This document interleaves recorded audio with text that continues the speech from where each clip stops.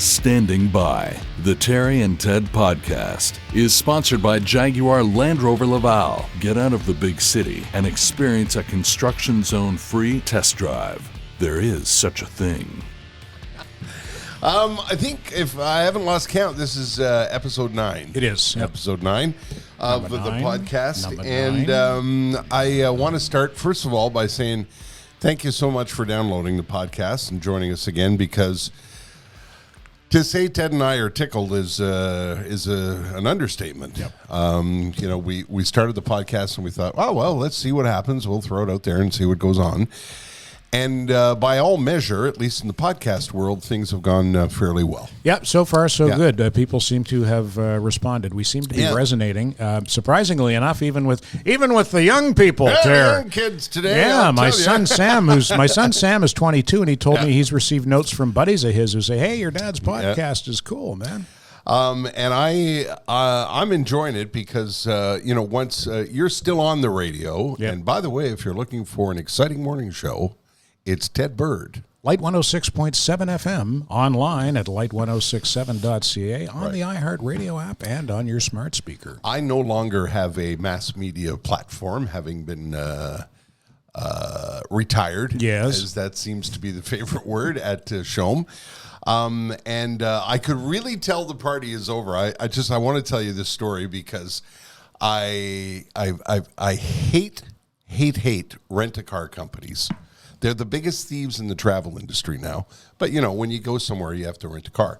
So my wife and I have been spending time outside of Quebec over the course of the summer. We've been everywhere. We've been all over the place.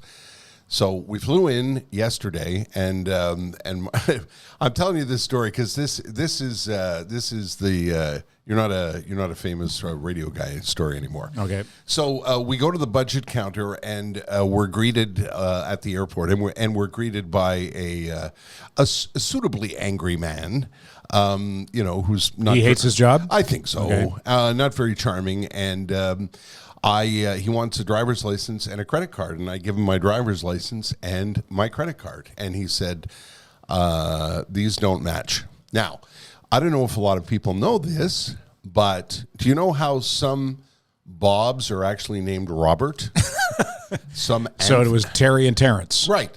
Some Anthonys are really Tonys. Yep. And I'm an Edward, who's a Ted. Edward, right? Yeah. My name on my birth certificate and my driver's license is Terrence. I don't like to be called Terrence. My credit card says Terry. Okay. And as I'm trying to explain this to the grumpy man, he says to me at one point, he goes, "Well, clearly your name is Terrence." And I said, "Yes, but everybody that I know refers to me as Terry." And he said, "How do I know who Terry DiMonte is?" You could be anybody. He said, could be two different people. That's great. Boy, that is the party's over, right? That's the party's over. Yeah. How do I know who Terry DiMonte is? And by the Listen, way, buddy, don't you know who I used to be? Don't you know who I think I am? Anyway, I gave up. I said, yeah, okay. I just gave him another credit card with the word Terrence on it. Good God. And I don't know if you've looked lately at a rent, if you've rented a car lately, but there are things like a recovery fee. I don't know what that is. A license plate fee. Don't you just pay for your license plate once? It would seem to me. Yeah, a tire fee. A location pickup fee. You want tires? Yeah, well, you want tires. That's extra. Hold on. Which airport are you talking about? I'm talking about Trudeau Airport. Oh, that's funny. Yeah. Just very funny, yeah. actually, because I used to work in car rentals at the Trudeau Airport. You? Oh, did you? And I know exactly who you're talking about. Oh, do you? You mean you know the person? Yes. Really? Yeah. Oh, this guy. Did he have a unibrow? I don't remember if he had a unibrow. Bald? Bald. Yes, bald. This guy was. You probably hate me because I used to work for car rentals. Oh man, let me tell you something. I wouldn't use the word charmant with this guy. He's like, anyway, he was not having it. He thought the Terry DiMonte credit card was a fraud, and that I was trying to use someone else's credit card. Anyway, I thought it was a funny story of the party's over. For the love of Pete. And you might be able to explain this to me, Poseidon. What's with all those fucking charges? The tire fee, the license plate fee, what Is it just a gouge? It's a cash grab, isn't it? No, it's the government. No. No. There's a winter tire fee on that bill. Yeah. Okay? That has nothing to do with the government. You buy one set of winter tires. But there's an airport tax also. The airport tax is because of the airport. That's the government. That's the government. Yeah. But the winter tire fee, that's because the tires have to be changed. Yeah, okay. Winter and summer. Yeah, that's that. So if you charge every person who rents a car at the Dorval Airport, you're making about $10,000 every winter every time you change. Anyway, it doesn't. Look, I'm not gonna say anything on that any further. But okay, you're a smart enough man. You say hi to my friends at Budget Rent a Car for me, will you? That third voice, by the way, is our producer, Yes. Pantelis. I keep getting the two of them mixed up. They both start with P's. They're both Greek gods. Yes, they are Greek, Is Pantelis a Greek god, or is that just a Greek name? Is there a Pantelis in Greek mythology? There's. I wonder. I think there's a saint though. Oh, okay. So he's a saint. Poseidon's a god. Yeah. Poseidon. You are a god. He is. He's a podcast god. He's a star of multiple podcasts, including Two Drink Minimum. Great producer and director, I may That's add. right. If you're watching this in video, a director's job is, what did you call it? You said it's intuitive. Yes. Yes. Yeah, to know when to switch to which camera. Right. And Poseidon does that during the course of this podcast. Right. However, I learned something quite puzzling about Poseidon the other day when I was watching Poseidon and Pantelis and Mike Ward on Two Drink Minimum.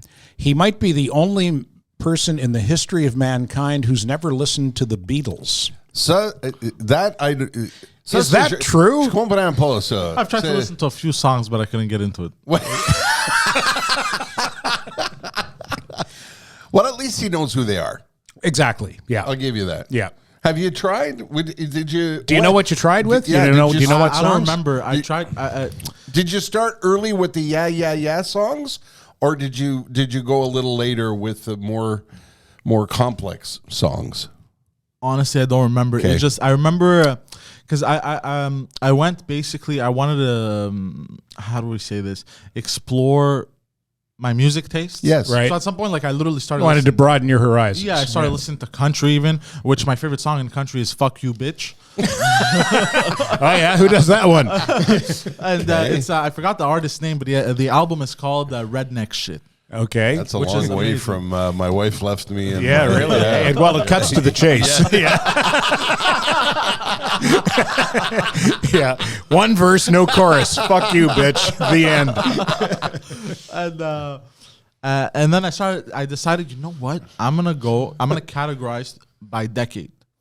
So I went through decades. So then I started. I think I started at the 50s, or I think the 50s was too old. I was like, I went 60s too old. 70s I started enjoying it. Okay. 80s I enjoy a lot, and then 90s I mainly listen to hip hop rap. And Okay. then 2000s and Okay. Well, Poseidon is old enough to be my son or your son. Yes. Yeah. So basically, he's a generation behind us. Now, mind you, when I can remember being a teenager and listening to my dad's Sinatra records and thinking, "Wow, that's good, man." Yeah, well, we grew up around that. One of the interesting things I've always said about this is, especially all those years we spent at CHOM, classic rock is transgenerational.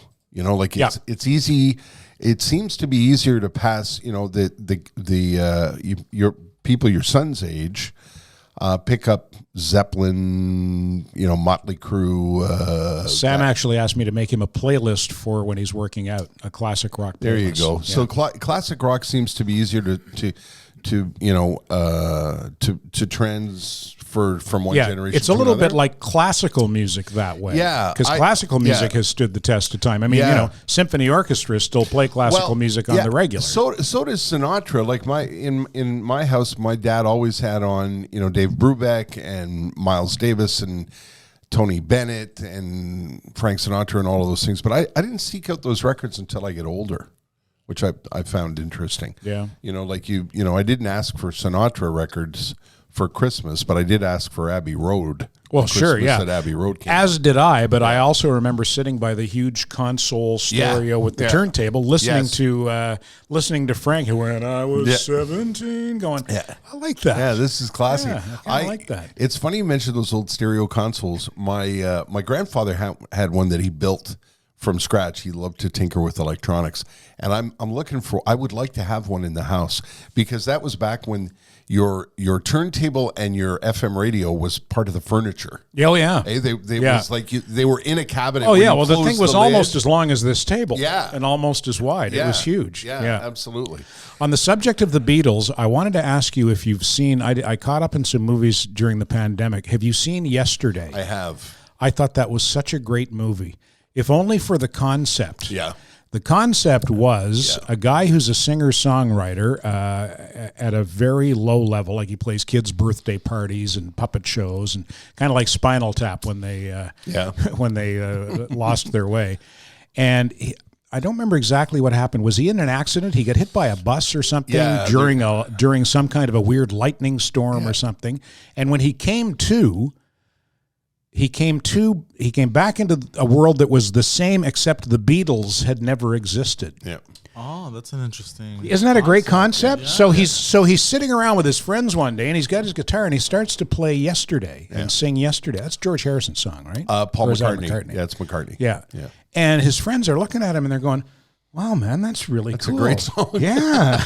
Did you write that? And he goes, "Well, no, it's a Beatles song." And they go, "Well, we're the Beatles." Yeah. And he's like, "What the fuck?" Yeah. And he goes home, goes on the internet, Googles Beatles, and gets the spelling correction and the bugs. Yeah. And that's it. Yeah. Yeah. And it's the whole premise of the movie is the Beatles never existed. And I have to tell you, you and I, in a couple of podcasts, a couple of episodes ago, we're talking about crying. There is a scene at the end of that movie where I was doing the World War II cry in the theater. Where he goes and visits John Lennon? Yeah. John Lennon, who is John Lennon, but I believe he was a retired postman who lived down by the sea. Down by the sea, yeah.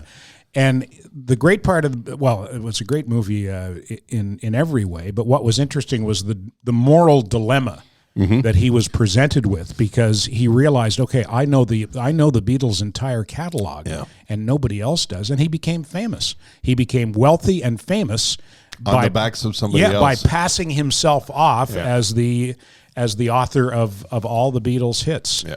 And I don't even remember how it ended, except for the John Lennon scene. But it reminded me of another movie that had a similar, although far more consequential, moral dilemma. A movie called The Final Countdown, starring Kirk Douglas. Kirk Douglas was in it. Martin Sheen was in it, and the premise was. It came out in late 70s, early 80s. The premise was the nuclear aircraft carrier, USS Nimitz, in the late 70s, early 80s, is on patrol or whatever in the Pacific Ocean. An electrical storm comes up, and the Nimitz sails through a time portal, and when the storm subsides, they realize from listening to the radio that they're back in 1941. And it's December 6th, 1941, the day before the Japanese attack on Pearl Harbor. So they've got this nuclear-powered aircraft carrier that's beyond anything that could have been imagined in 1941. They know that the Japanese fleet is on the way to Pearl Harbor to attack the American fleet. And so their moral dilemma is, do we intercept the Japanese fleet and destroy it, which we can do because we're a nuclear-powered aircraft carrier from the future, and alter the course of history, or do we let history take its course? That is a fascinating idea for a movie, and that's a great elevator pitch, as they call it in Hollywood. Yeah, no kidding. If you were standing next to a producer and told them that, I'd like, wow, that's a great idea. Yeah, great premise. And I think ultimately they decide we've got to stop it. I mean, we know that 3,000 Americans are going to be killed at Pearl Harbor. It's our duty as, the United States Navy to stop this attack. And there are a couple of scenes where Japanese Zeros, which for their time were a high-performing fighter plane, but they were a propeller plane. And they encounter a couple of F-14s off the aircraft carrier. Well, guess who wins that fight? Yeah. But surprise! I'll ruin the ending for you. And if you're going to go, no, you ruined it. Well, it's been out for 40 years, okay? If you haven't seen it yet, that's on you, not me. They end up, another storm comes up, and they go back through the time portal before they can stop the attack on Pearl Harbor. And then when they get back to port in 1980, I think it was 1980, then there's a little twist at the end that I won't tell you about because I don't remember exactly what happened. Okay.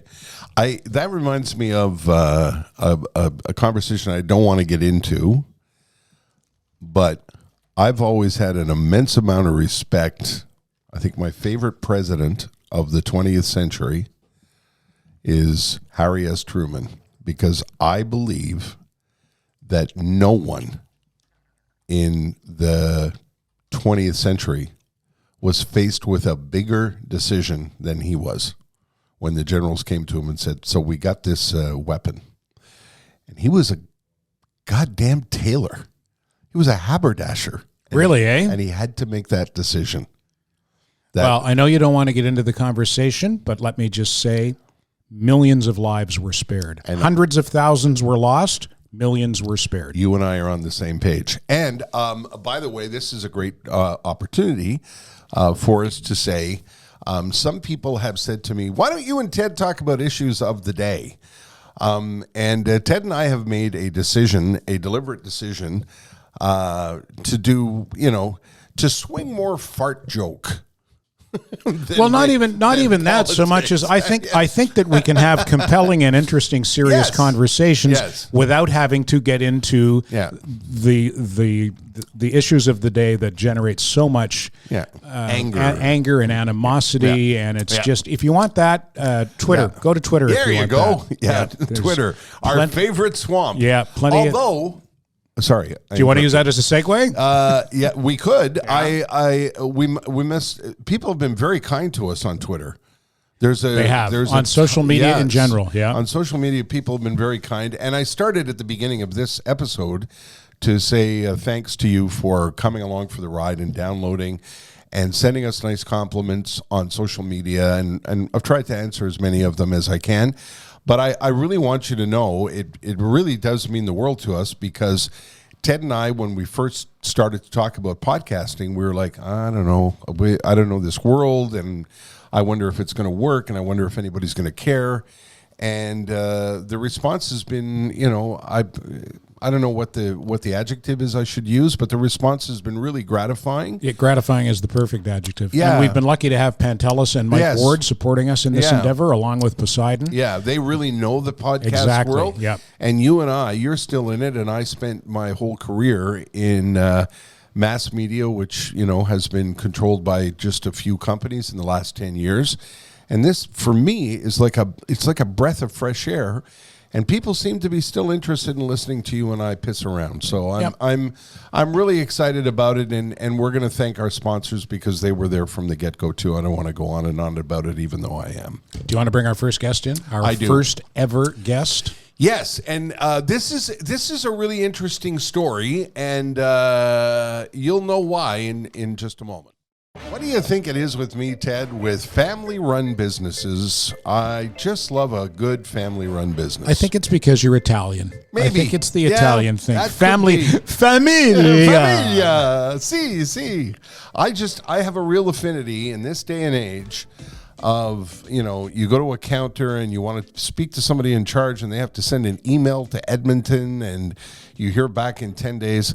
I don't like any of that at all. I love it when families get passionate about something and they end up building a business from their love of that particular business. And that is the case at Matelas Bonheur.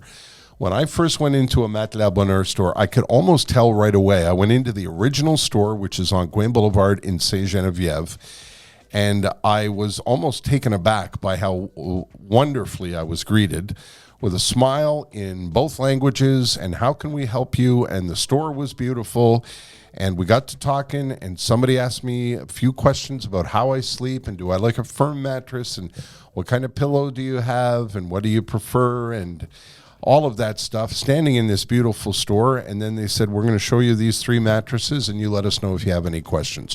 So nobody sat with me. Nobody tried to pressure me to buy anything. It was just, I was taken with the way they run their business, and that's the way they built their business. There are now 18 locations across the greater Montreal area, And if you're thinking about a mattress, you want to deal with people like that, don't you? Do you think they'd let me have a nap in the showroom as a means of trying out one of their mattresses? You know, if they weren't busy, Ted, I would venture to guess they probably would. Because I could drop by after the show, and you know what it's like after Yes. a morning show. You've gotten up in the middle of the night. It's nap time. Yeah. I could swing by the closest location on my way home, have a little schloof, Yep. wipe up my drool, and be on my way. By the way, while we're talking about that, they also have set up some really safe shopping, mattress testing. They've got covers and all kinds of protocols and everything else. And you've got to know that, by the way, you could stop at the original store in St. Genevieve. Oh, there you go. And right around the corner, you could get a hot dog at La Roulette. How about that? There are, let me see, I want to make sure that I get this right, 18 locations in the greater Montreal area. There's lots of places to buy a mattress, but if you're thinking about buying a mattress, don't do anything before you visit Matelas Bonheur, matelasbonheur.ca. Jeff, I'm fascinated by the hospitality industry. I love hotels. Yep. As a former hotelier, you'll know this property. A good friend of mine was the assistant GM at the Drake Hotel in Chicago. Drake's in Chicago, sure. Yeah, and I'm fascinated by, and obviously you were at some great ones. The Laurier is a classic. Yep. Skydome's something. Yep. What are some of the other hotels you were at? And then let me ask you a hotel question. Well, let me give you my pedigree. So I'm the official 2010 Canadian Hotelier of the Year. Oh, hey, Hello. Is that wow. when you were at the Crystal? That is while I was at the Cristal. Yeah, correct. which is a 5-star hotel. One of the few, I think, in Montreal. You is know it what? not? Here's a boring story. Okay. That's the hotel they put me up at when they were Shom was trying to get me to come back from Really? Calgary. Yeah, Nice. I stayed at the Cristal for a few nights. And it was in the Cristal lobby that I met Ted and Pete. That's Marion. right. Yeah. And I said to Jeff, I said, man, you should be doing In a World movie Yeah, trailers. And he said, well, as a matter of fact. Already am. Yeah. Exactly. So some of the other properties? So the other hotels. So I cut my teeth at the Prince of Wales Hotel in Waterton National Park in Alberta. That was 1983. Then I went up to Chateau Lake Louise. Oh, man. Came back here. And then I was in the off season because Banff and Lake Louise were just opening for full year operations. So it was kind of a shared staff situation between Lake Louise and Banff. Then it was Jasper Park Lodge, Chateau come on. Whistler, These are Skydome Hotel, Chateau Laurier, Yeah. and then Fairmont Dubai. Some real dumps, eh, Oh, Terry? yeah.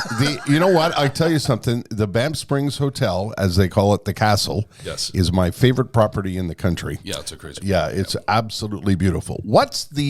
As a general manager or operations manager of hotels of that caliber, Yeah. what's the most important thing when you walk?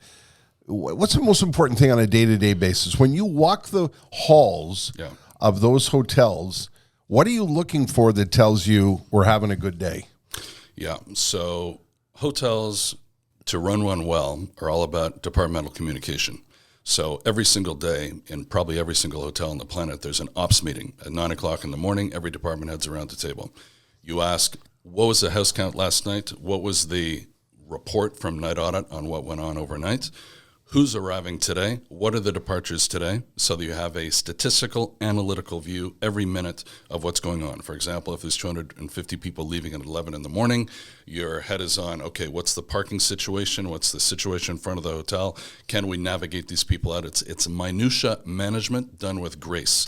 So when you're looking at it from the quality perspective, because it's one item to just process the logistics of movement with a personalized kind of coloration, while you're also expecting another 200 people to check in 6 hours later, is that you're looking for the conditions of the environment that demonstrate that you're paying attention to what the guest expects to see. So if I put my eyes visually in the lobby of the Banff Springs Hotel, which has a huge oval drive-in, and you've got a massive double height lobby as you walk in.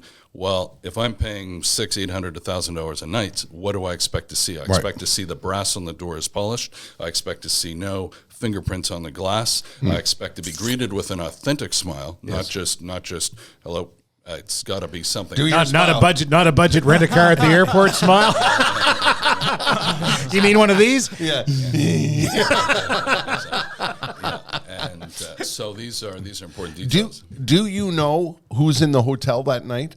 And I'm not talking about Brad Pitt. Is there an expectation if somebody says, I think Jeff Molson, the guy who owns the Montreal Canadiens, has checked in for 3 nights. Do you know that? Yes. Okay. So if there's a let's say a reaction to a VIP coming in who's unannounced, it'll be flagged or it'll be communicated somehow. Or if you're on your game, you're going to look at the in-house list, Yes, and you're going to say, "How come I didn't see?" Yeah. I'm sorry, I interrupted because I have to ask you this question. Because here's the story, quick story for you. So one year, I'm at the I think it was the Pan Pacific Fairmont Hotel in Vancouver. And I go there and I have this really wonderful stay and blah blah blah blah blah. And the following year, I am in a rent-a-car and I go back to the Pan Pacific. Yes. And I pull into the driveway and the front door man, comes to the door and he opens the door and he says, "Welcome back, Mr. DiMonte. How are things in Montreal?" And I nearly shit my pants because I thought, how does this go? What kind of magic? It was a year ago I was here, and a gajillion guests have been here since then. Yeah. What's going on? How does that work? Did you had a reservation? They knew you were arriving? Yes. Okay, well, so you've got a number of people who are arriving, and I'll give you an example. I built Hotel Quintessence in Montreal, and part of that was to make sure that every single person, when they pulled into the parking lot, we knew who they were when they were pulling in. So one is, what is your approximate arrival time? So if I've got 40 people arriving that day, and I know that 10 are coming between 4 and 5, and Mr. DiMonte is one of them, someone may recall what you look like, what kind of persona you were, and they would have some general indicator that their probability of risk is low. If they say the guy's in a rental car, he's arriving between 4 and 5, and he's a heavy set guy. He has presence. Welcome back, Fatso. Then the doorman, who may in fact even remember you from the last day, will say, "No, that's Terry DiMonte. Good afternoon, Mr. DiMonte." That's really because I don't know if I'm wrong, Jeff, but that's the kind of thing that impresses me at a hotel. The attention to detail like that impresses me. What did you say before? Minutia management with grace. Yeah, well, you're managing small details. Yeah. And there's also an expression in French, it's luxe décontracté or casual elegance, and it comes out of the Four Seasons book, but not something that I emulated before reading the Four Seasons business strategy book. And one hotel, one of the finest hotels, is the Little Nell Hotel in Aspen, Colorado. So when I was in Whistler, our comp set hotels were in the Colorado, Aspen markets like Vail, Aspen, and Sun and Alp. Other ski resorts. The other ski resorts. Yeah. These particular ones, because they were high rate. And the Little Nell was all about going to greet you at your car, which we adopted at every hotel I do. I try to adopt the same thing. Not wearing a uniform that is symmetric in color. In other words, be more relaxed. So if you're wearing a monochromatic suit as a hotelier, the guest immediately feels they're dealing with an institutional look. But if you're wearing khakis and a blue blazer and a blue shirt and a tie that's off color, it adds character and personalization. It's like I'm visiting you at your house. And so these are kind of the nuances which drive a tone. So Hotel Cristal, we adopted 3 words there: humility, excellence, confidence, because we're a non-branded hotel. So humility is, good afternoon, Mr. Bird, welcome to the hotel. Excellence is that we want to make sure we get it right. And confidence is that we probably will get it right. So if you're going to belittle an employee because your expectations were greater than what was reasonable, we will confidently tell you, with all due respect, we're here to provide you everything that you have booked, and would you like us to provide strawberries with that? And those 3 words are kind of key. I thought that was going to go somewhere else. We will confidently tell you, with all due respect, to go and... Ted, you know what I like is when we used to work together, you used to do the I feel it change in the air. Yeah, it was the bear thing. Yeah, you'd come in the morning and you'd say, "Oh, I felt it this morning," and I'd say, "Damn it, no, it's too early for that." But It's in the air. Yeah, it's time. Yeah, That's it's what time. it's what I think a bear must do every year when Yeah. he realizes or she realizes it's time to think about hibernating. Right. So when I go, I know it's time to think about winter tires. Right. Bears don't think about that. No, I don't think so. No. So when I would think about winter tires, and maybe bears do too, I'm not sure. I think about Merson. Our friends at the Mersons. Merson Automotive. Yeah. You and I have been going to Merson for, 25 years now or so? Yeah. I used to take my horse and carriage there. Oh yeah, back in the day, yeah. You know they have an outlet in Pennsylvania now, Mersons of Pennsylvania, where they do only wagons. That might not be true. Yeah, maybe not. Yeah, they take care of Montrealers. Yeah, though. it's a family-run business, and one of the things that I love for years is going into the waiting room and you'd see the same faces in the spring and the fall, and that's because families have come to trust them. You and I have both had this experience. I was introduced to them over 25 years ago when I got ripped off at a mechanic's place, and a friend of mine said, you should take it to the Mersons. They're as honest the day as the day is long. And I said, who are the Mersons? And at the time it was Mark and Bonnie, and we met Mark and Bonnie and became very good friends. And now there's a new generation, Cara and Celso, are running the shop. But all of the same standards and traditions of honesty and integrity are still there, along with a lot of employees that have been there. I was going to say, not just the same faces of clients in the waiting room, but also the same faces behind the counter and in the back as well, back in the mechanic bays. And that speaks volumes about a business when you have continuity of staff. Yeah, and simple things like an oil change, no problem.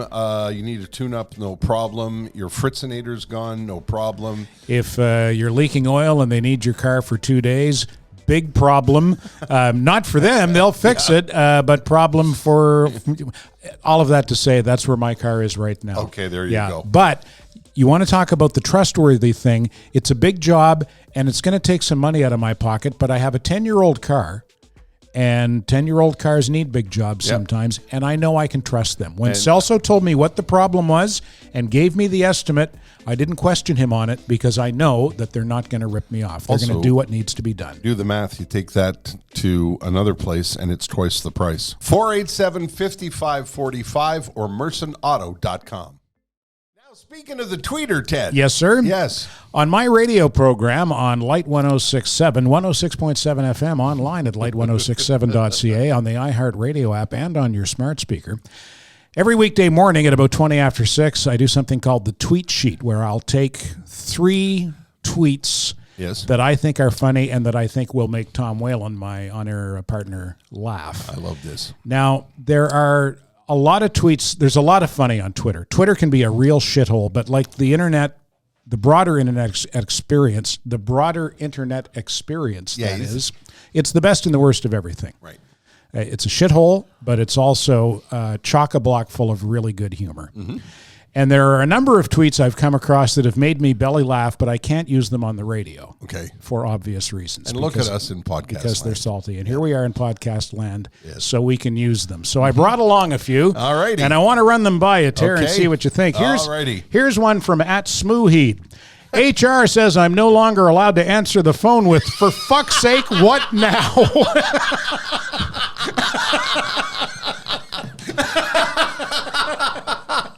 Isn't that funny? That's fantastic. Yeah, she's terrific. She's really, really good. I gotta follow her. Fairy princess? My fairy princess Smoo, or the handle is @ or whatever you call it. The @ is @Smooheed. I think is that MF? Is that motherfucker? Probably. Yeah, probably motherfucking fairy princess. Oh so boy, that's a good one. Very funny. Yeah. Okay, let's go to the next one. Let's go to the next one, back Poseidon. Yeah. If you're listening, we've got these up on a screen in the studio. Yeah. So we'll go from one to the next here. Okay. The next one, if it's the one that I think it is. Okay. All right. Probably get rid of this. Okay. Yeah, That's there we go. Okay. This one's from I can't. It's Nash Flynn. Okay. My asshole neighbor complained that our rooster was loud in the morning, and then my rooster died unexpectedly. So now I'm forced to stand on the porch at 5:15 a.m. to scream, "The sun! Oh my God! It's the fucking sun!" Rooster translator. Well, when you think about it, that's what a rooster's saying. That's exactly the sun. Oh my God, it's the fucking sun. There was a quick sidebar. Yeah. There was a place I used to visit years ago in British Columbia, and I would go for a walk around 11:30, 11:45, and I would walk by this place where a rooster at around quarter after noon or 12:30 would go. And I would quarter afternoon. I think that must be like the party rooster, I guess. It's like, hey pal, the sun's been up for quite some time now. Just rolling out of bed, at lunchtime. Literally rolling out of the hay. Oh, cripes. All right, who do we got next? All right, here we go. From at Viking Jonesy. Code Brown, I shout as I accidentally shit my pants in the Cracker Barrel parking lot. Oh, God. Oh, these are great. Aren't they? Also, the Twitter handle's Jonesy the Beautiful Idiot. Yeah. God love you, Jonesy. Yeah. Oh, boy, those are fun. Yeah, maybe I should be reading those instead of the ats. I don't know. I usually mention the ats on the radio in case anyone wants to go to the. And I also brought along Code Brown. I also brought along a couple that I have used on the air, but were so funny I thought you'd get a big kick out of them. All righty. This is Skoog. He's very good. Yeah. George Washington. This tyranny cannot stand. John Adams. Hear, hear. What say you, Benjamin? Ben Franklin, slowly going insane because of the syphilis. I'ma make a lightning kite.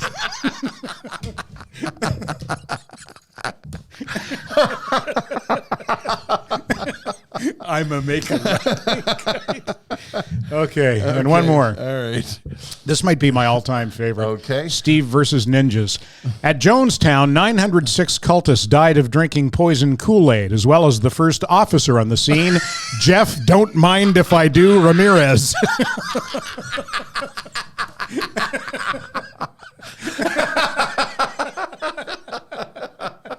What do we got here? Oh, God. Don't mind if I do. It's. Are you still doing the pass out laugh? Because I'm. Yeah, a little bit. When we used to work on the air together, Ted said, Ted sometimes came close to passing out. Yeah. You would say, Crips, I think I'm going to pass out. Because we would laugh so hard like that. Those are great. I think. Aren't they funny? We're going to make those a regular feature of like the I say, podcast, don't you think? I think it's a good idea because everyone loves a good laugh, right? And humor can be such a dumpster fire. Yeah. But that makes it worth visiting. Yeah. It really does. Yeah, it does. I agree. Thank you. Those were good. Yeah, those are good. Yeah, Poseidon? yeah. Like those a lot. Are you're a belly laugher, aren't you, Poseidon? Yes, 'Cause, and I also shake when I laugh. Do you? Yeah. You have a great laugh. we were I was saying saying that to Terry earlier on the this way morning. here this morning that Poseidon's got a laugh that reminds me of Jeff Bartlett, who was one of our producers, who had a big laugh that filled the room. Yeah. And yours does the same thing. And I love it on Two Drink Minimum. When Mike and Pantelis are cracking you up, and they take the piss out of you, they tease you so much. But I was saying to Terry, you're like the little brother on that podcast on Two Drink Minimum, and Poseidon is the little brother who they tease and torment to no end. Yeah.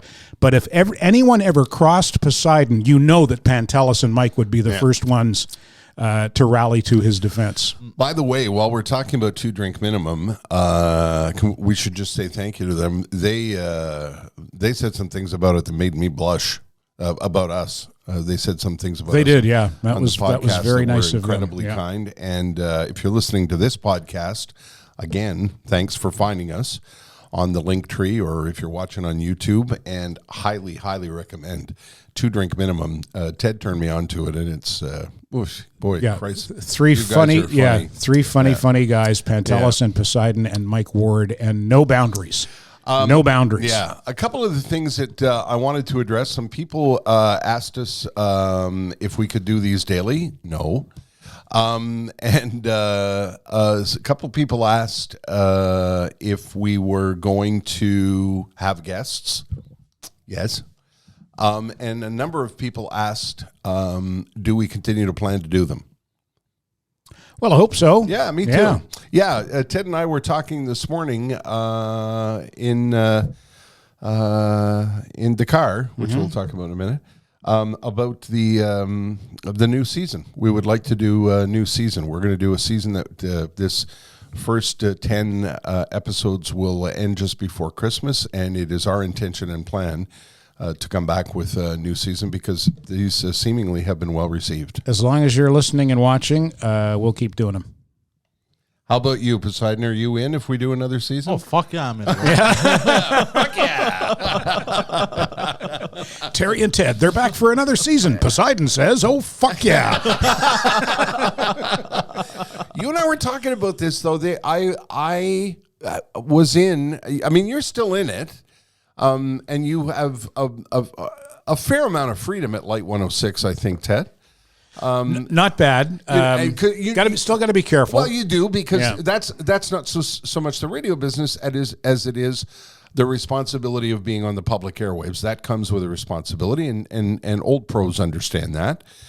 But there is a sense, one of the things that people were asking me about, like, do you like it? How does it go? And we sat down, and it just kind of started to roll again, and I'm trying to make people understand the freedom that I feel, the joy that I'm getting from sitting here, and the joy that I'm getting from thinking about what we're going to talk about, and the joy I'm getting from the freedom to do as we please, when we please, for as long as we please.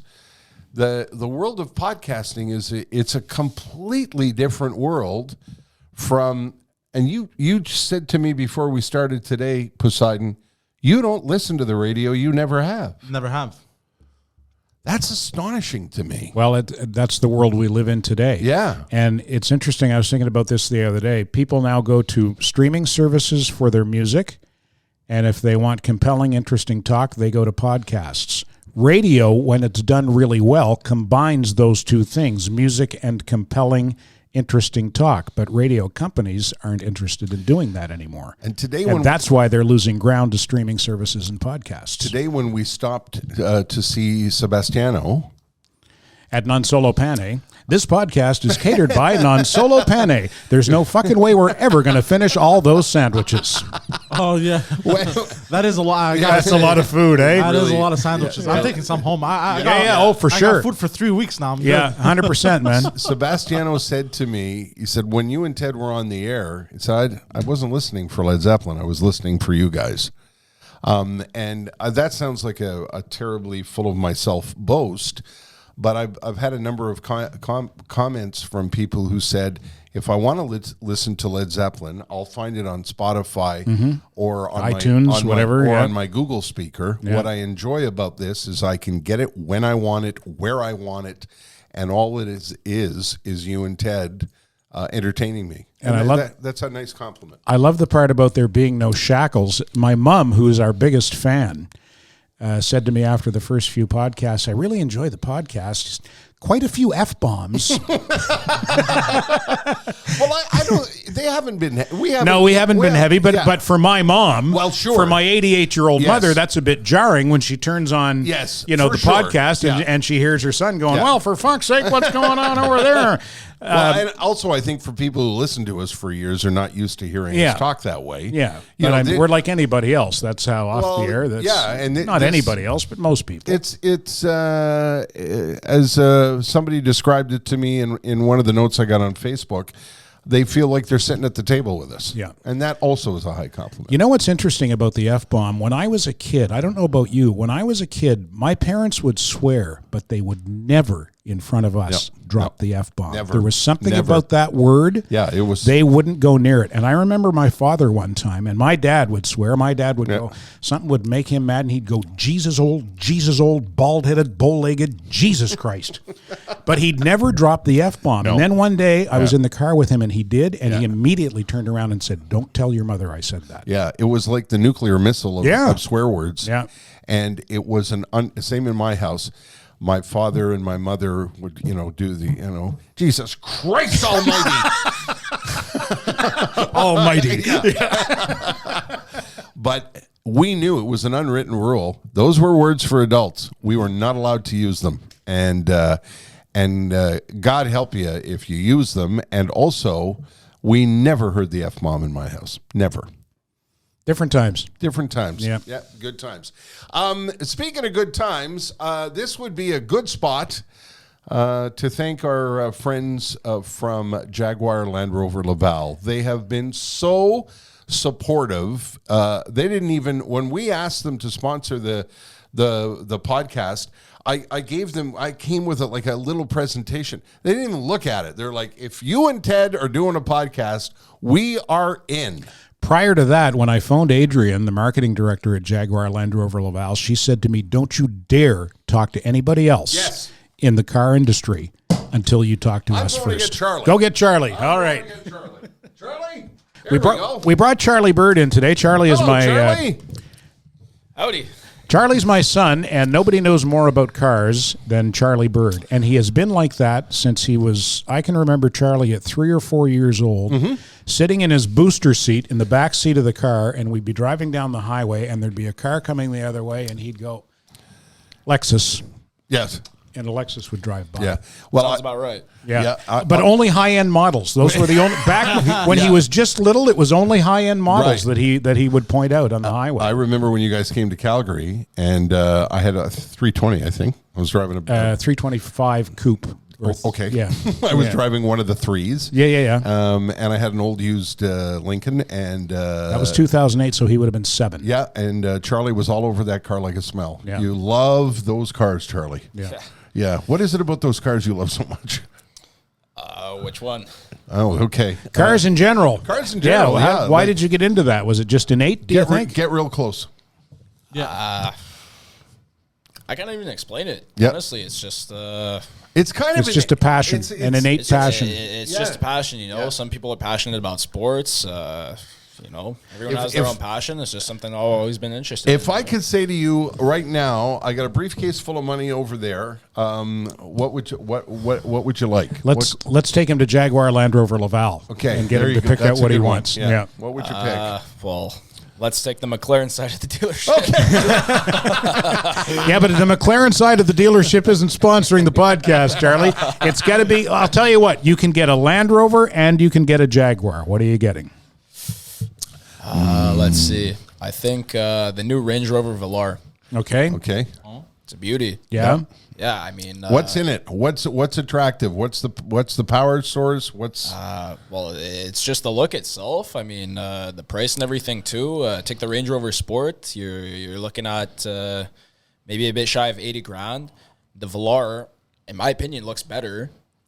Starts at just over 60 grand. Really? Wow, Yeah. I didn't. That's know a good price point for It is. a Land Rover. Yeah. For a Range Rover, not even a Land Rover. It's a Wow. Range Rover. Yeah. Yeah. Price is subject to change. What's the top end Range Rover that you and I were talking about the other day? With The Range Rover. yeah. What's the one with the 525 horsepower or whatever it's got in it? The 575 though. That's Yeah. the SVR. Okay. All right. Yeah. And what about the car we're driving today? Because there was a guy on Twitter said, "Good luck to you, Fatso, getting in and out of that." And I just wanted people to know that I think I handled myself with aplomb getting in and out of the. I thought you were elegant, as a matter of fact. The Jaguar. It's called the F-Type. And this is a 2-seater. All I know about it is a 2-seater. It makes a hell of a wonderful rumbling racing noise. Great exhaust note. And ça roule vite, this one. Eh? Yeah. And it's not even the fastest of the F-Type coupes. This one's 380 horsepower. The other one, Chew? 550. 550. Yeah. What? Yeah. 500 in that little car? Yeah. Yeah. 550 horse. Yeah. Oh, my God. Yeah, it's a Yeah. V8 It's, supercharged. it's a recipe for disaster. What is it? V8 supercharged. Yeah. I was saying to your dad today, this is one of these cars that I refer to, take out your license and kiss it goodbye when you get pulled over. Yeah, and Essentially, it's sexy too. It's a sexy car, and I've had it now for over 24 hours, and the prettiest girl who's been in it is Terry. I don't know what I'm doing wrong. Anyway, Figure that out, Pops. Yeah. So would that be your pick on the Jaguar side? Oh, for sure. The F-Type, yeah. yeah. Yeah. Charlie like, even like Jeremy Clarkson said on Top Gear. Yeah. Like your buddy said at the Jaguar dealership yesterday. Jeremy Clarkson said it's one of the best chassis he's ever driven. Really, eh? Yeah, one of the most well-balanced cars he's ever been in. That's why it handles so well, right? Yeah, that's it. Yeah. Yeah. Charlie said to me the other day when I said, hey, Jaguar Land Rover Laval's, pardon me, going to give me a Jaguar for the weekend. He goes, you should ask them for the F-Type. And I said, Chew, they're not going to give me the F-Type. Yeah. I get an email that day from Adrian, we're giving you the F-Type. Yeah. Anyway, Listen, thank you so much yeah. to them. They're And such good people. I want to say something about shopping at that beautiful dealership. First of all, it's a beautiful dealership, as I mentioned, and the cars that they have on both sides of that dealership are absolutely beautiful. And more importantly, the family that owns that dealership are wonderful, wonderful folks, and it's reflected from the minute you walk in the door. Third generation family as well. Nino and Renato's dad got into the business. Now they are running Jaguar Land Rover Laval as well as McLaren Montreal. And Vilio, Nino's son, is who set Charlie and I up yesterday in the F-Type coupe. They're good folks, the DiCubellis family. There you go. It's a Jaguar Land Rover Laval up on Chamonix Boulevard, isn't it, Chew? Or is it Carrefour? One or the other. Yeah.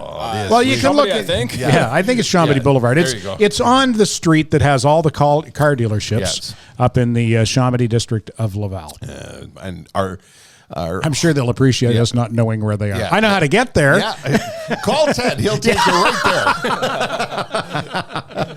And a big, big thank you to them for being they are our main sponsor Yeah. and have been supportive before this was even a germ of an idea. So we thank them very much. Want to sing Happy Trails, Ted? Do you think so? Yes. Would All you right. like to sing Happy Trails to you? Happy trails Bum-ba-dee-da, bum-ba-dee-da. to you. Remember when we used to play that all the time? Until we meet again. again. Do you think this will be in the promo? Happy Trails to you, something that rhymes with again. We better get out of here. Yeah. This has been fun. Bye, Ted. Bye-bye. Thanks, Charlie. Standing by, the Terry and Ted podcast is sponsored by Jaguar Land Rover Laval, where the luxury is unmistakably British, but nobody wears a top hat or a monocle.